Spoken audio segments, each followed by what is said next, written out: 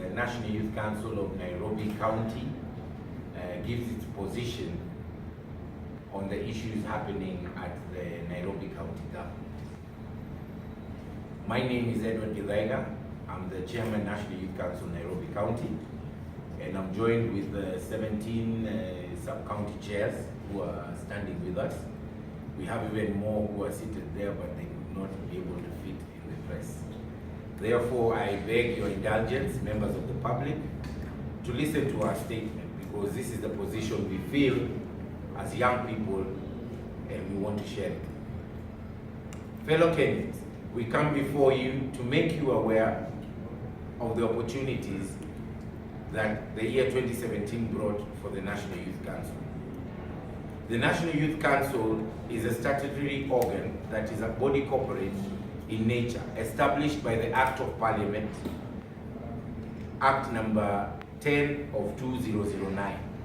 The Council was operationalized in December 2012 following countrywide elections that cumulated into the National Youth Council elections. Thereafter, in 2015, the National Youth Council conducted Nairobi County and sub-county elections in all the 17 sub-counties and established the National Youth Council Nairobi Branch Center.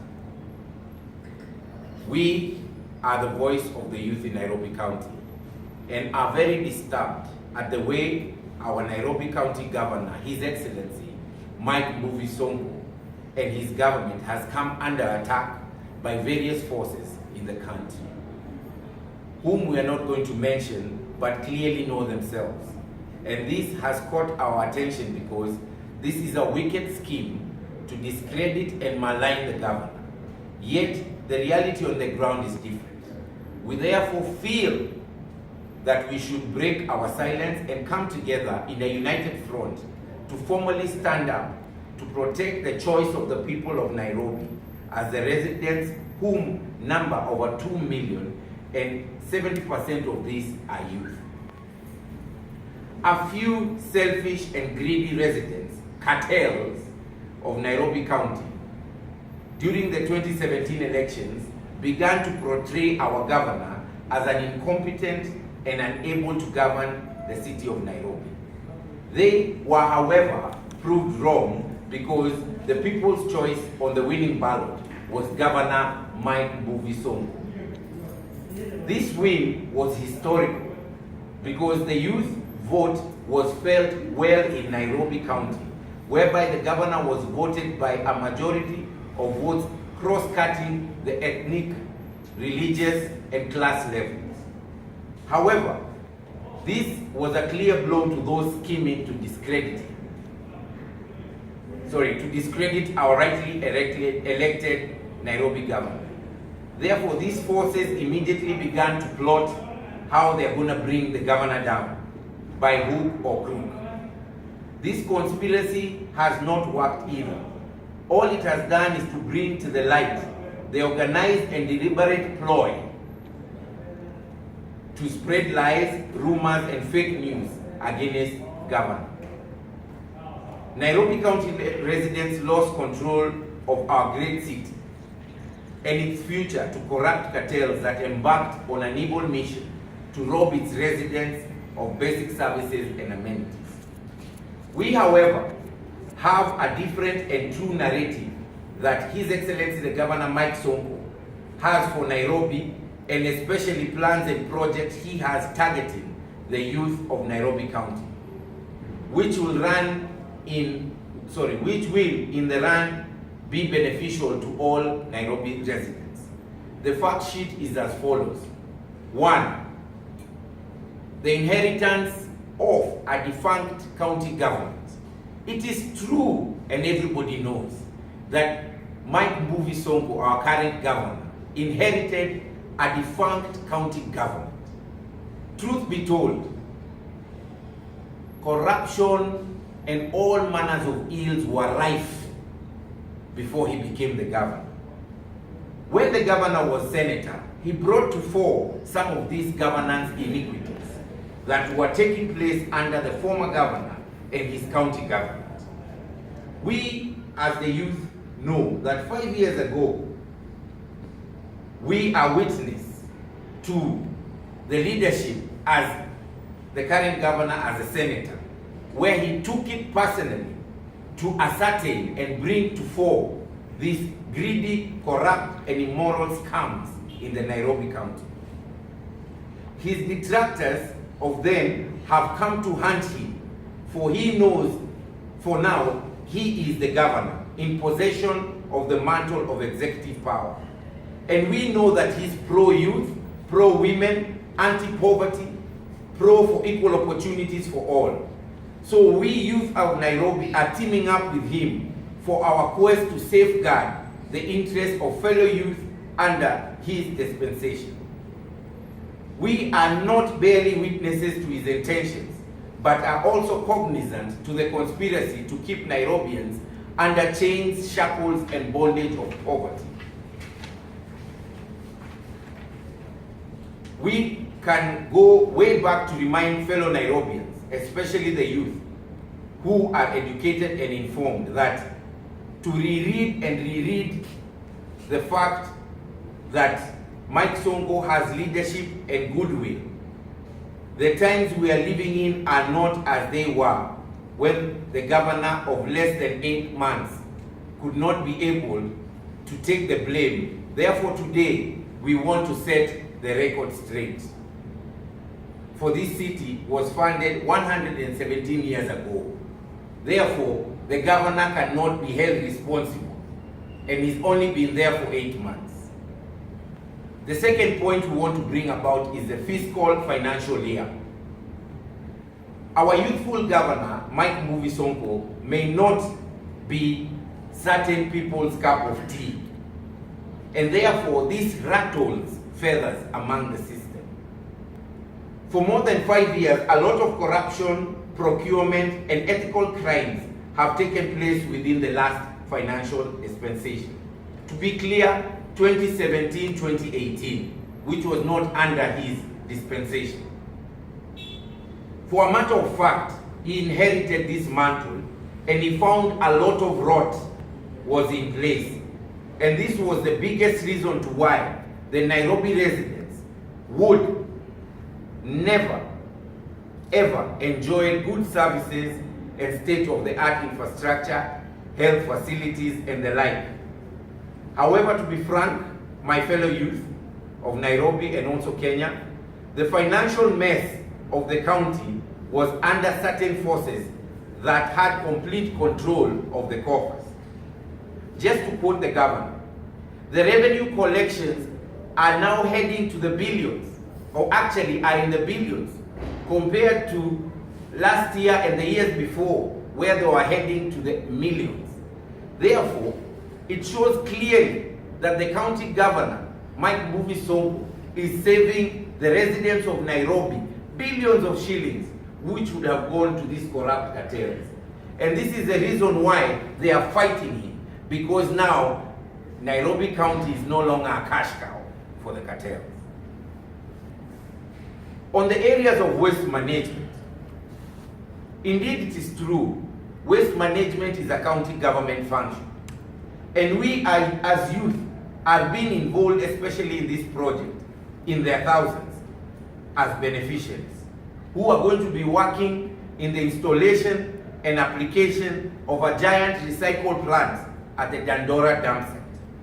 Once complete, the recycling plant shall address the garbage and dumping challenges we are currently facing in Nairobi County. Therefore, we as the National Youth Council of Nairobi are calling on the youth to get themselves involved within the county government of Nairobi through the several areas related to waste management, drainage installation and works, tree planting, river and riverine management. We have therefore further proposed the establishment of 17 sub-county splinter and waste management recycling plants and teams that youth will be involved, so that the county government and the youth on the ground who are dealing with garbage can be able to offer proper management of this garbage. Additionally, the youth will be in charge of the over 40 garbage skips and containers at the ward level, which have been introduced by the governor. the reason why we're bringing this issue is because many people are speaking the governor has failed. And this garbage was found by the governor.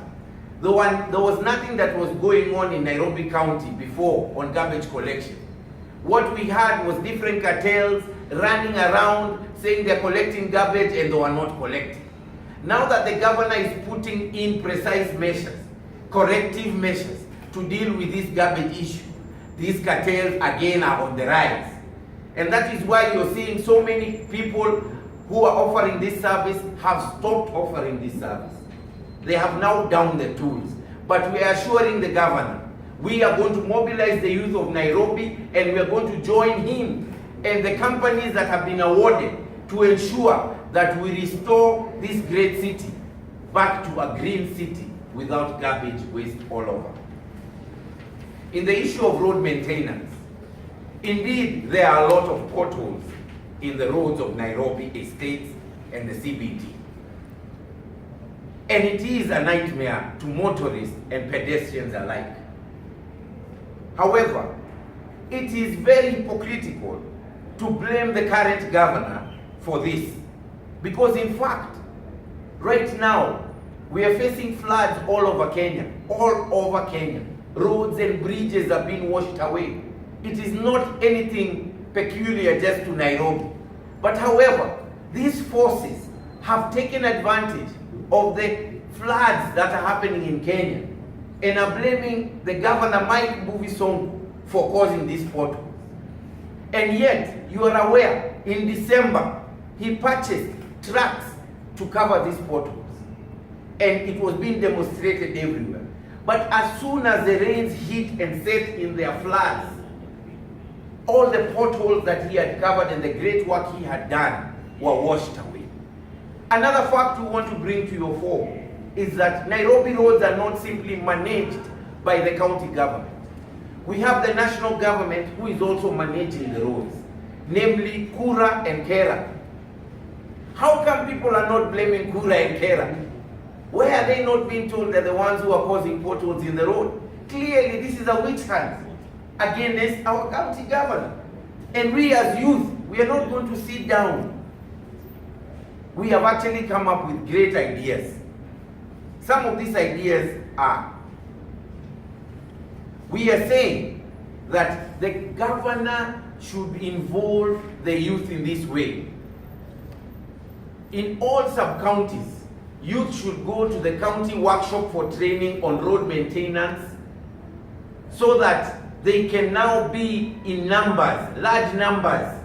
When the contractors are awarded the works to tarmac the roads and construct the roads and maintain them, these youth who have been trained through the county workshop on civil engineering and other works that are simple and basic can then give the manpower that is needed, because even we know we lack a lot of manpower when it comes to dealing with the roads in Nairobi, right? And we're also seeking the county governor to begin with this fiscal year of 2018-2019 to award the 30% tenders, especially on road construction and road maintenance and garbage and alike, to young people, women, and people living with disability. Because these ones, your Excellency Governor, will not let you down. I can promise you, you can count on them. On the issues about employment opportunities. You know, it is funny that people are saying the governor has failed, and yet the governor is putting in place mechanisms and is also addressing issues of policy change so that he can be able to create opportunities. But we have a few that he has already started. Over 1,000 recruits of youth took place in March 2018.